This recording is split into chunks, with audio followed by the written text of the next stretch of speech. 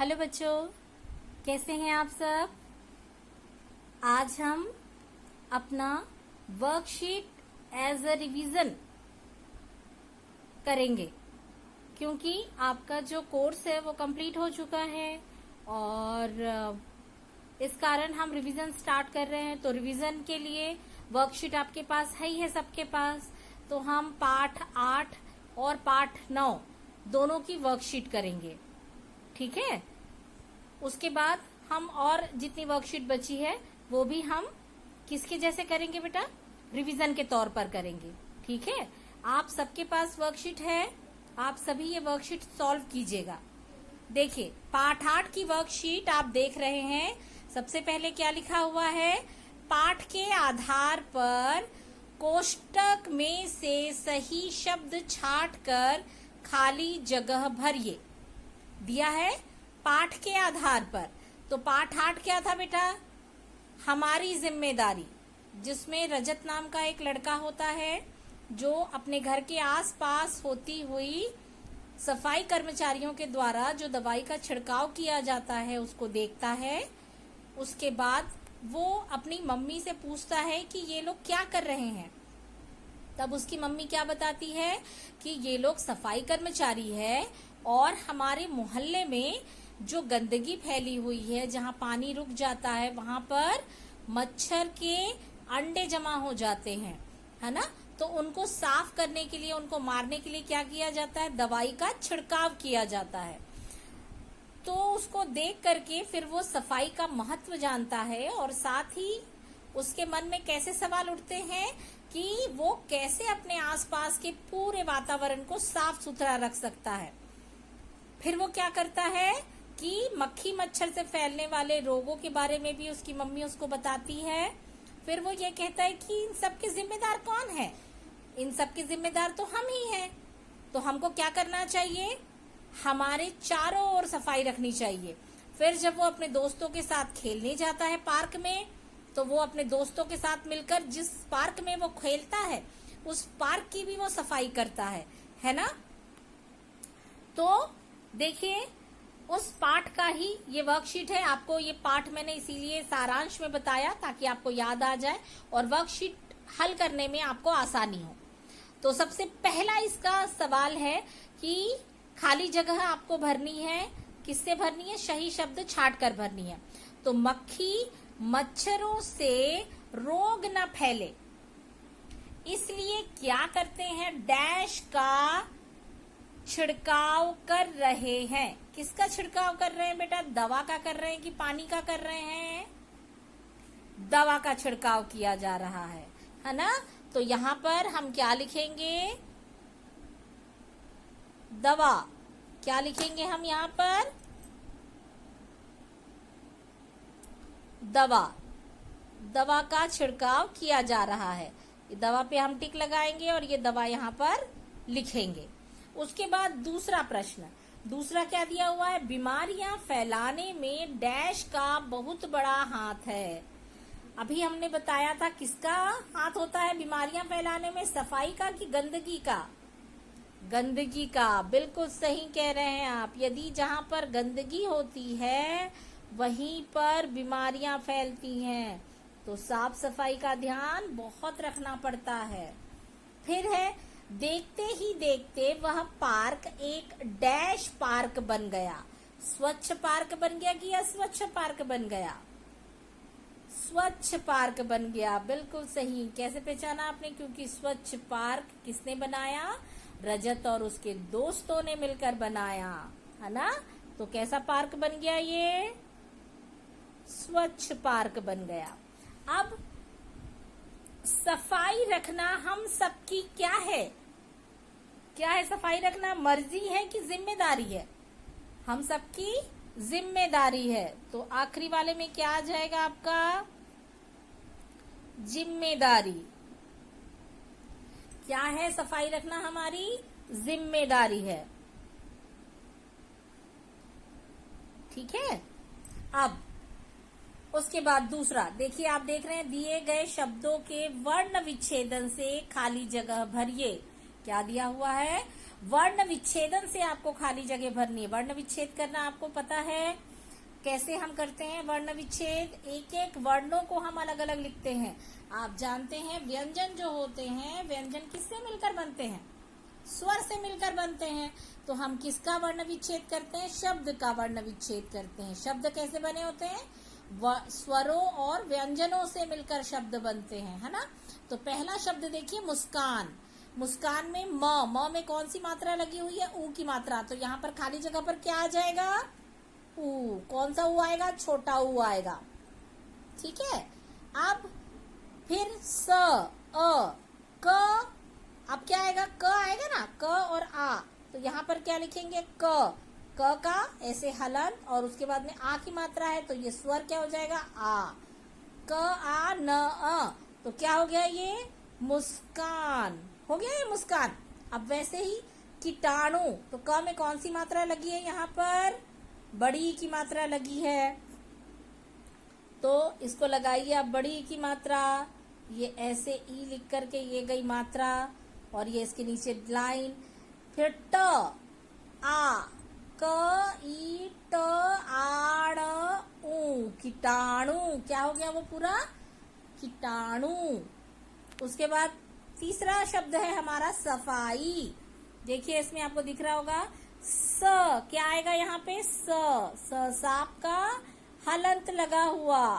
क्यों? क्योंकि उसके बाद कौन सा है? स्वर अ है। फिर फ के बाद क्या आएगा?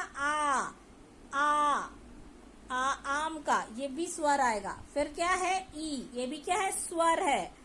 क्या करेंगे हम यहाँ पे? स्वर लिखेंगे। सफाई।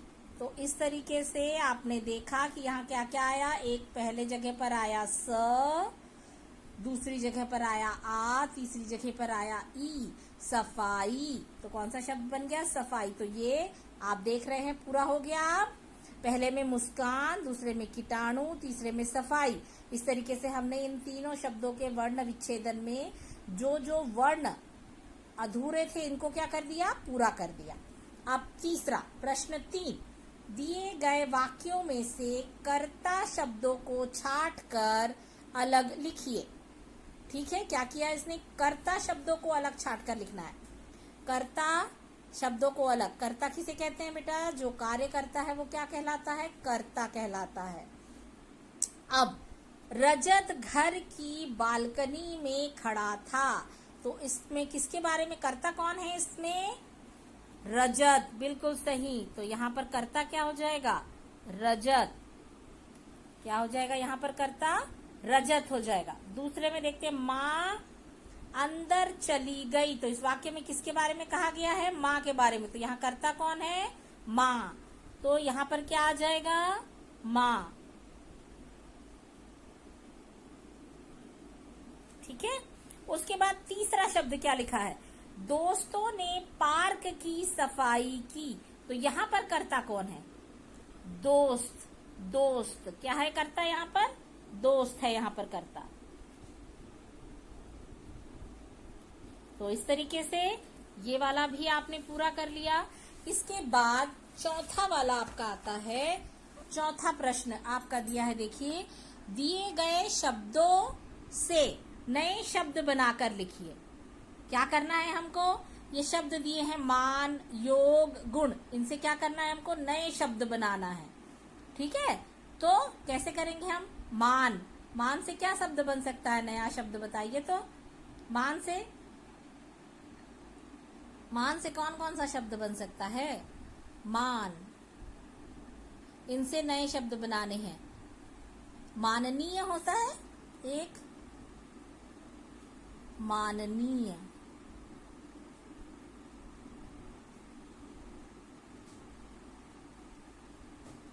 और क्या हो सकता है?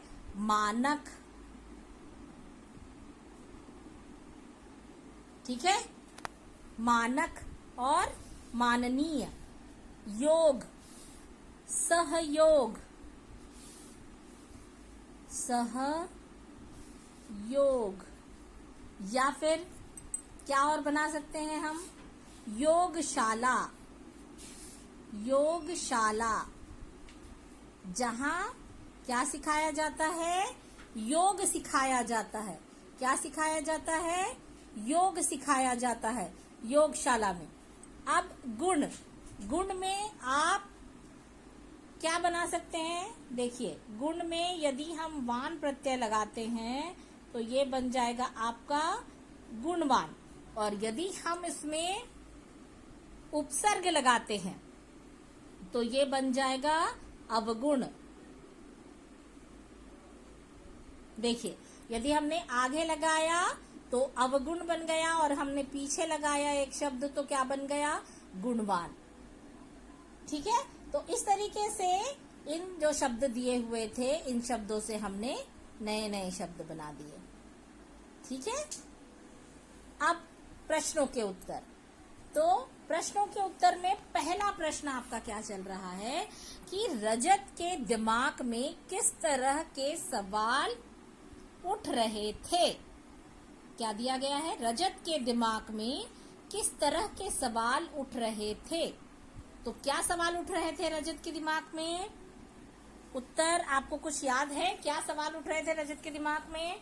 तो रजत के दिमाग में सफाई, सब तरफ सफाई कैसे रखी जाए या सफाई कैसे की जाए, है ना? इस तरह के सवाल उठ रहे थे। कैसे हम अपने आसपास को साफ रखें जिससे क्या हो जाए? जिससे बीमारियां ना फैले, है ना? सफाई को लेकर, सभी तरफ की सफाई को लेकर सवाल उठ रहे थे, या अपने आसपास के वातावरण को साफ कैसे रखें, इस तरह के सवाल उठ रहे थे। तो आंसर में आप क्या लिखेंगे? आंसर में आप लिखेंगे रजत के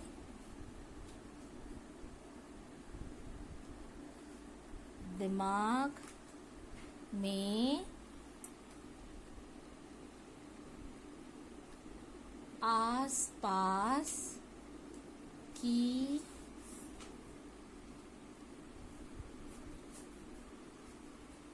सफाई को लेकर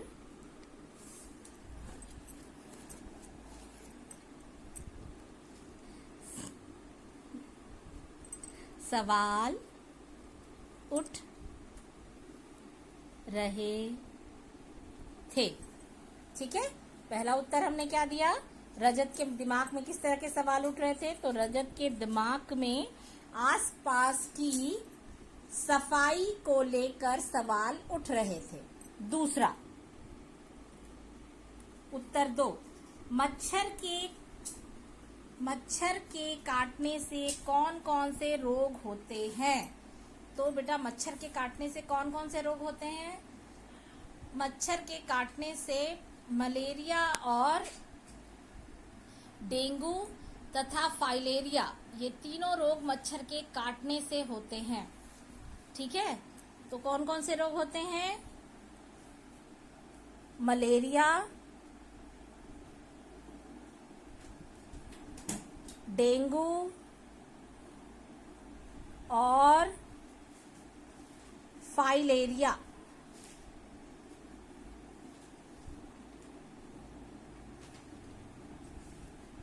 नामक रोग मच्छर के काटने से होते हैं। ठीक है, अब इसमें फाइलेरिया क्या होता है बेटा? मलेरिया और डेंगू तो आपको पता है। फाइलेरिया क्या होता है? फाइलेरिया मतलब होता है हाथी पांव वाला रोग, यानी कि पैर पूरी तरीके से सूज जाता है, फूल जाता है और फूल कर बहुत मोटा हो जाता है, और उसे क्या कहते हैं? फाइलेरिया कहते हैं। अब तीसरा है कि इस पाठ से आपने क्या सीखा? तो इस पाठ से आपने क्या सीखा कि सफाई रखना क्या है? हमारी जिम्मेदारी है। तो ग, इस पाठ से हमने क्या सीखा में अब क्या लिखेंगे? इस पाठ से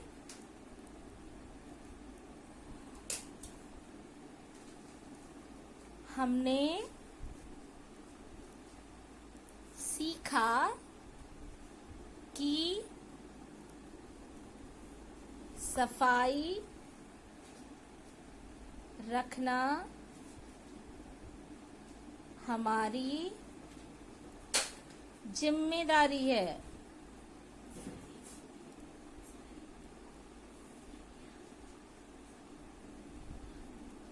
ठीक है, तो इस तरह से बेटा हमारी ये वर्कशीट नंबर 8 पूरी होती है। ठीक है, आशा है आप लोग को ये पाठ समझ आया होगा और अच्छे से ये समझ बन जाएगा आपसे। अब उसके बाद पाठ 9, जैसा कि मैंने आपसे कहा था कि हम पाठ 9 का भी अब वर्कशीट करेंगे, यानी वर्कशीट नंबर 9 भी हम करेंगे। ठीक है, तो वर्कशीट नंबर 9 जो है उसमें क्या है, सबसे पहला कविता की पंक्तियां पूरी करो। कविता की पंक्तियां पूरी करनी है, तो कविता की पंक्तियां कैसे पूरी होंगी? क्या है कविता की पंक्तियां? फिर डैश डैश उसको देर, बस आ डैश डैश राम सुमेर। ठीक है, तो इसमें क्या आएगा, याद है आपको कविता?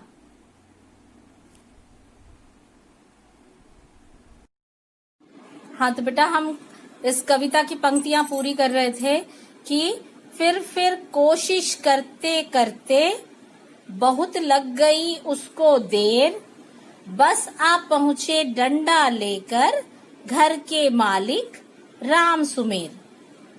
ठीक है, तो ये हमने कोशिश करते करते पहली लाइन में आएगा, दूसरी लाइन में बहुत लग गई, तीसरी लाइन में आएगा पहुंचे डंडा लेकर, और चौथी लाइन में आएगा घर के मालिक। ठीक है, तो इससे ये कविता की पंक्तियां पूरी होती हैं। अब उसके बाद दूसरा है शब्दार्थ। शब्दार्थ में आप देख रहे हैं समय। समय का मतलब क्या होता है? वक्त। किसको कहते हैं? वक्त। रखा, रखा का क्या मतलब होता है? रखा हुआ। उसको क्या रखा हुआ दिखा था घर में? मटका। वो भी किससे भरा हुआ? चने से भरा हुआ। फौरन, तो अब उसने क्या किया? फौरन का मतलब क्या होता है? तुरंत, एकदम तुरंत, बिना सोचे समझे। क्या किया उसने? तुरंत बिना सोचे समझे अपने दोनों हाथ मटके में डाल दिए और मुट्ठी बंद कर ली। और घर कैसा था? सूना, यानी कि सूने का मतलब क्या होता है? खाली, जहां कोई ना हो। ये खाली का मतलब वो है। ठीक है, जहां कोई ना हो, सूना घर, खाली घर। उस वक्त जब वो बंदर वहां पर पहुंचा, उस वक्त वहां पर कोई नहीं था। ठीक है, तो अब ये हुआ। उसके बाद हम करते हैं प्रश्न 3। दिए गए अशुद्ध वाक्यों को शुद्ध करके लिखिए। तो कैसे लिखेंगे आप शुद्ध करके? क्या लिखा हुआ है? मेरे को पता नहीं है, तो आप क्या लिखेंगे? उसका आंसर क्या आएगा? मुझे पता नहीं है। मुझे पता नहीं है।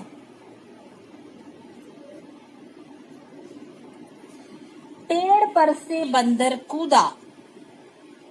क्या दिया हुआ है दूसरा? पेड़ पर से बंदर कूदा। तो क्या लिखेंगे आप? यहाँ पर लिखने की जरूरत नहीं है। पेड़ से बंदर कूदा में भी आपको वाक्य सही समझ आ रहा है, वहां पे पर लगाने की जरूरत नहीं है। तो क्या लिखेंगे आप? पेड़ से बंदर कूदा।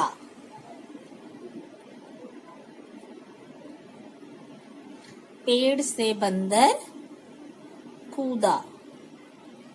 फिर है तीसरा, मुट्ठी उसने में चने भरे। तो इसको क्या आएगा? क्या लिखेंगे आप?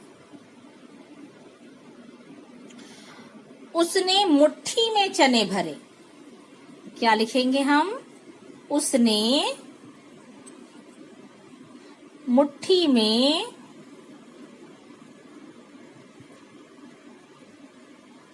चने भरे।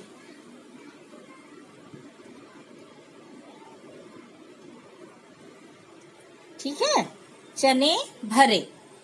बच्चों ने मुझी को बताया। बच्चों ने मुझे बताया या मुझको बताया। ठीक है, बच्चों ने मुझे बताया।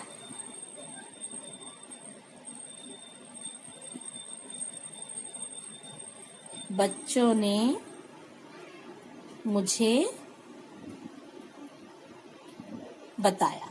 ठीक है, अब क्या करना है हमको, प्रश्न क्रमांक 4 में हमको क्या करना है, कविता के आधार पर विशेषण और विशेष शब्दों का मिलान करके जोड़े बनाना है।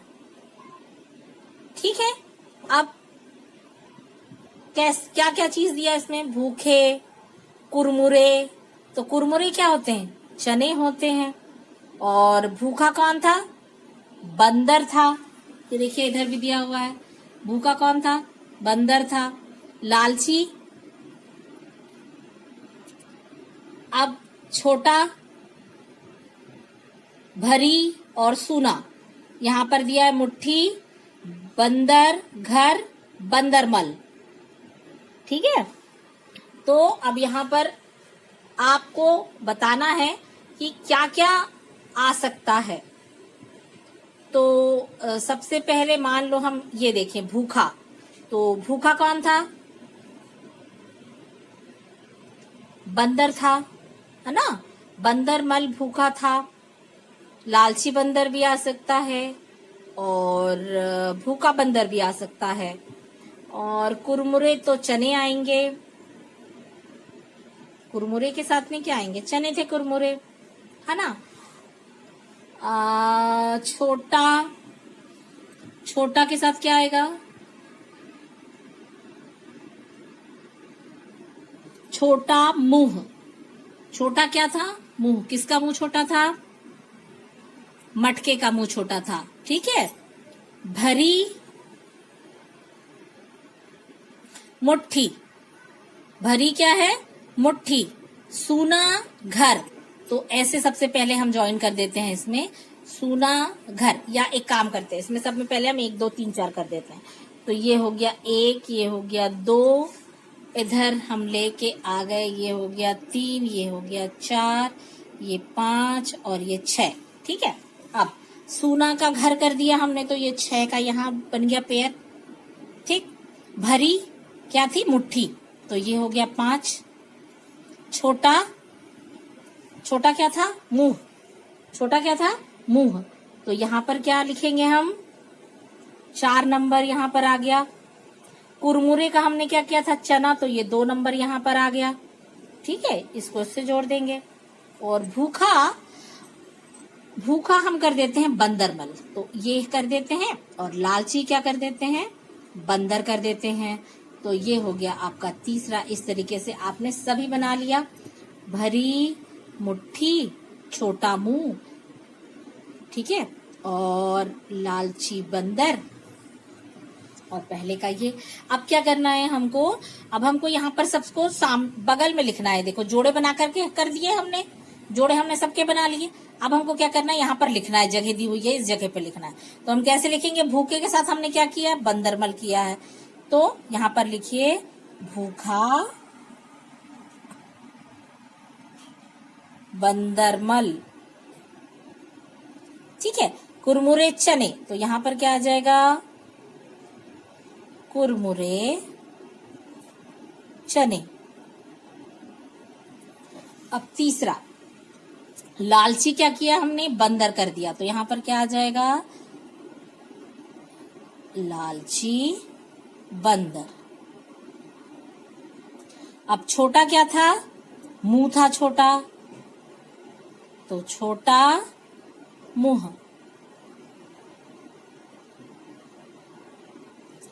भरी मुट्ठी,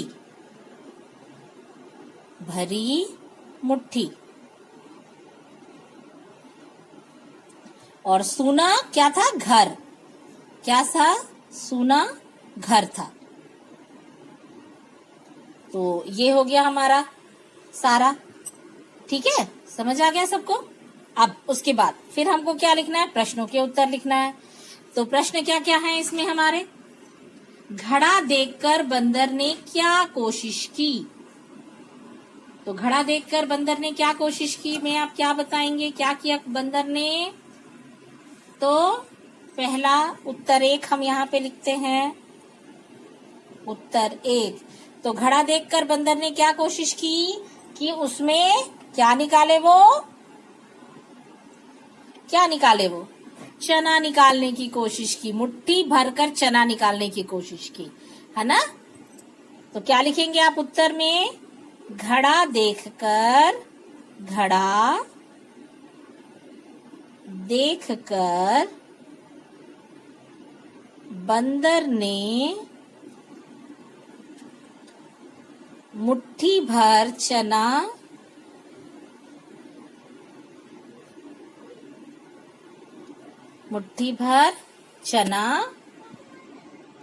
निकालने की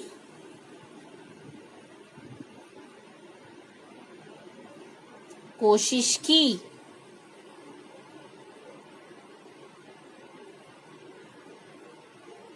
ठीक है।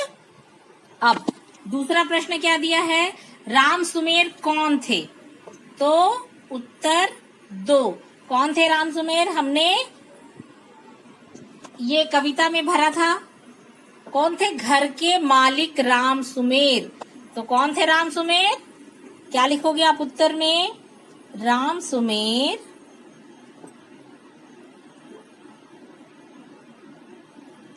घर के मालिक थे।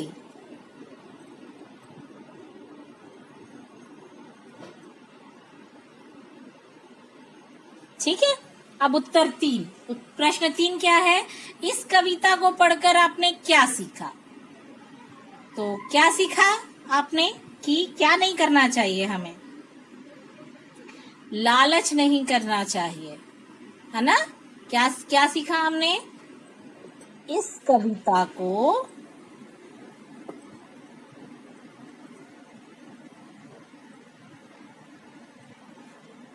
पढ़कर हमने सीखा कि हमें लालच नहीं करना चाहिए। ठीक है। अब चौथा प्रश्न, बंदर इधर उधर क्यों घूम रहा था? क्यों घूम रहा था बंदर इधर उधर? क्योंकि क्या था? वह क्या था? बंदर क्या था बेटा? उत्तर 4। क्या लिखेंगे आप? बंदर इधर उधर क्यों घूम रहा था? घूम रहा था